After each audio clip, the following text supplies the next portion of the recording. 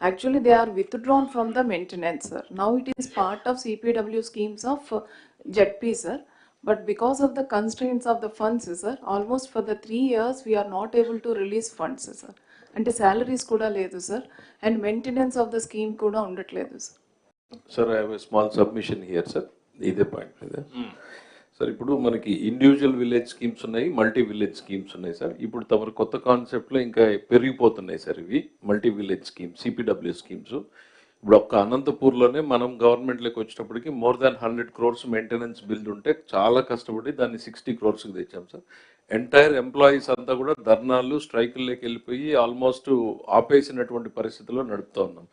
Government budgetary support దానికి లేదు sir. Individual విలేజ్కి వెళ్తేనేమో నాకు సంబంధం లేదనేటువంటిది దాటేస్తున్నారు sir. In fact I return down a small submission sir. తమరు ఇద్దరు ఉన్నారు కాబట్టి సార్, అంటే ఇప్పుడు మనం గవర్నమెంట్ ఆఫ్ ఇండియా ఫండ్స్ని తమరు డైరెక్షన్ ఇచ్చిన తర్వాత ఫర్ ది ఫస్ట్ టైం మనం గ్రామ సచివాలయాలకు వెంటనే రిలీజ్ చేస్తున్నాం sir without any delay. So all సచివాలయమ్స్ సపరేట్ అకౌంట్ ఓపెన్ చేయగలిగితే యూటిలిటీస్ అకౌంట్ అని sir, part of the amount we will release to the utilities account, which will be paid to the water scheme maintenance and then the electricity bills payment.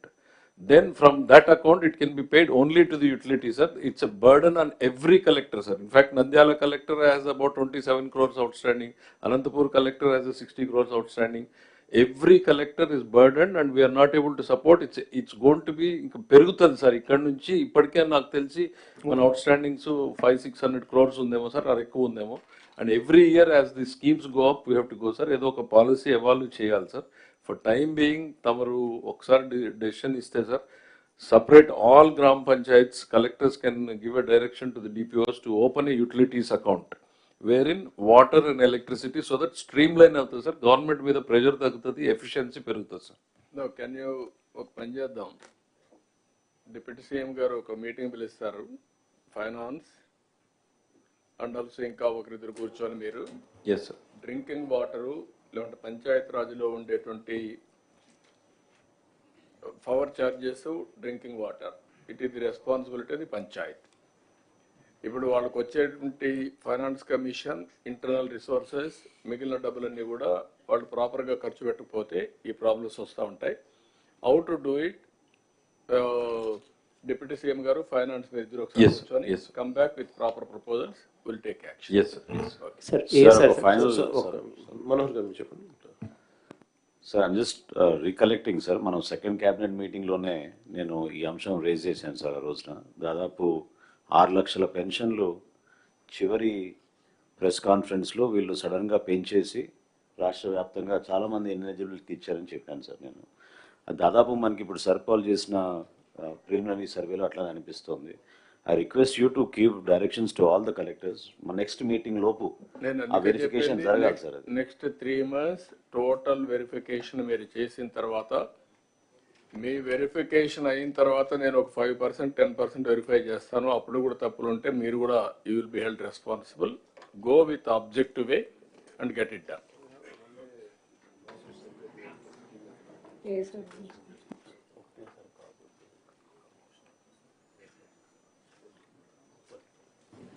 Sir, good morning. Sir, yes, sir.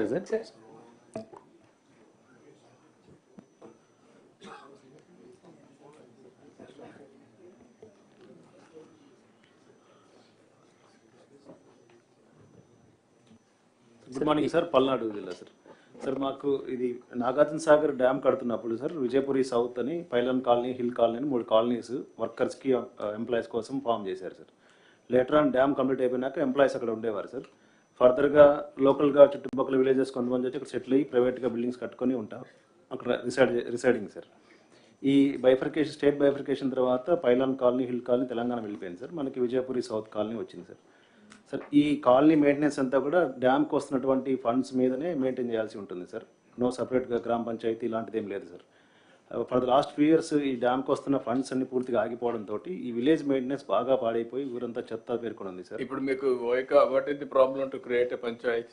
అది proposal submit చేస్తాను sir. అది you do it. Panchayat మీకు objection లేకపోతే ఇరిగేషన్కు ఏం పెద్ద objection ఏముంది పంచాయతీ ఉంటే?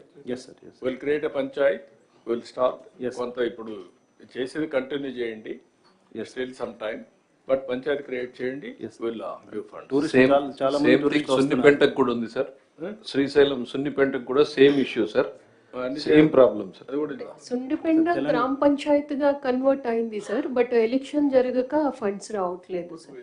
Telangana side వాళ్ళైతే మీరు మున్సిపాలిటీ ఒకసారి చూసుకొని అది కూడా ఎలక్షన్స్ పెట్టేద్దాం, తీసుకొని పెట్టాం. Sir second issue sir, Satyasai జిల్లాలో నేను వర్క్ చేసినప్పుడు సార్ ఒక డాక్టర్ ఇప్పుడు సుండిపెంటకు నరేగా డబ్బులు ఖర్చు పెడుతున్నారా? No sir, why?